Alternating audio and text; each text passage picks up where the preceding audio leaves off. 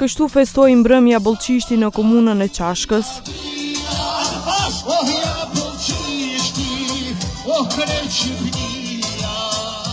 Për herë të parë kryetar komunës të Qashkës u zgjodhi një shqiptar.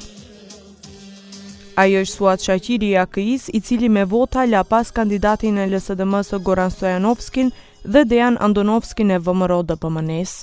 Prioritetet e mia për komunën e Qashkës, për qytetarët e komunës së Qashkës, për shqiptarët, maqedonasit dhe të tjerët, janë ato të cilët ishin dhe të inkorporuara në programet time zgjedhore dhe sigurisht ne ato do të fokusohemi. Shaqiri për Televizionin 21 deklaroi se prioritet për të zhvilluar do t'i jep edhe shkollës modulare në fshatin Banjic.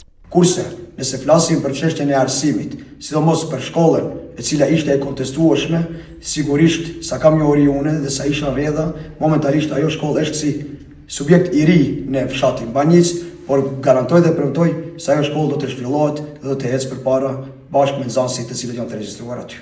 Shaqiri mori 50.71% ose 2322 vota që i siguroi fitore që në raundin e parë.